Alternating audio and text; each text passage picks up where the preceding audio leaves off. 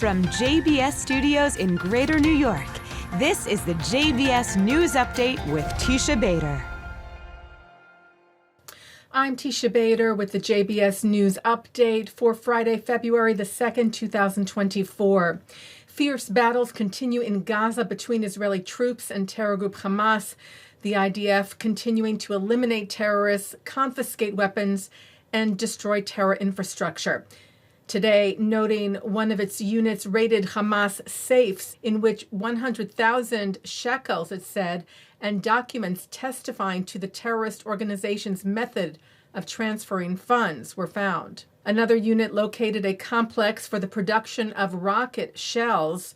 IDF Major Didi saying that in the heart of a civilian neighborhood, Hamas has set up a facility and a lathe for the production of rockets using machines and dual-use materials that were transferred to it by civilian entities for the benefit of the Palestinian people, and uses it to cause damage, ruin, and destruction, vowing we will scan and destroy all of Hamas's means of warfare.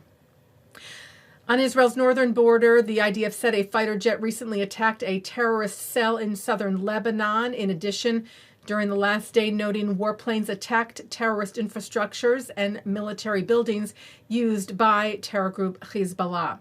The IDF adding that 2 launches were detected from Lebanese territory towards the Kiryat Shmona area. The IDF attacked the sources of the fire, it said. In addition, 1 launch was detected from Lebanon towards the Har Dov area. The IDF attacked the source of fire there. A missile heading towards Israel's southernmost city of Eilat was intercepted today by the IDF over the Red Sea. The IDF said the Arrow aerial defense system successfully intercepted a surface-to-surface missile that approached Israeli territory in the area of the Red Sea. That incident similar to launches that have been carried out of late by the Iranian-backed Houthi rebels in Yemen. The 136 hostages still being held captive in Gaza have now been held for 119 days. A massive rally is expected in Israel tomorrow, Saturday night, marking 120 days and urging a deal for their release. The parents of hostage Hirsch Goldberg Poland, John Poland and Rachel Goldberg, have created a toolkit for the many around the world who have asked them what they can do to help.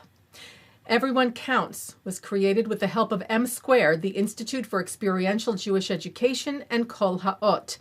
It contains online educational resources housed, it writes, to inspire sustained awareness and concrete action in response to the hostages taken on October the 7th.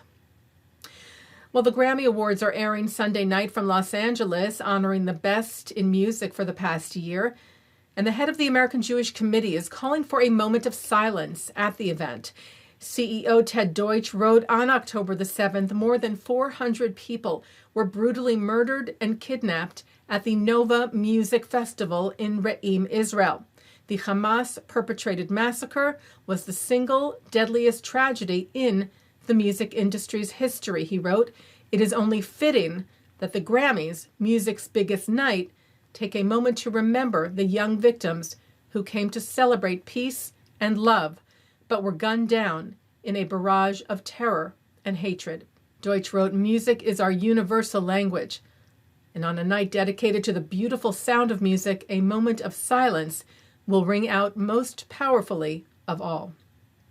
29-year-old Israeli fencer Yuval Freilich made history this week. He won a gold medal at the 2024 Qatar Grand Prix in Doha on Wednesday. Qatar has no diplomatic ties with Israel.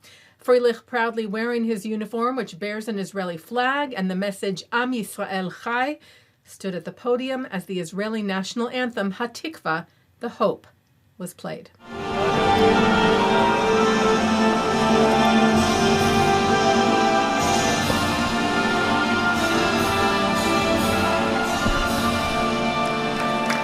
Well, congratulations to our 2024 Men's Epee Doha Grand Prix champion, Yuval Freilich. Taking a look now at our programming for tonight on JBS for Friday, February the 2nd. Live Shabbat services are coming up at 6 o'clock from New York City's Central Synagogue, followed by Shabbat services from the Hampton Synagogue. Then at 8:30, it's an encore presentation of a very special tribute to JBS founder Rabbi Mark S. Golub upon the first yahrzeit since his passing.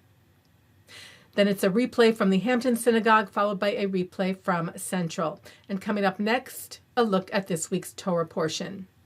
And that's the JBS News Update for Friday, February the 2nd, 2024. I'm Teisha Bader. Shabbat Shalom. Am Yisrael Chai.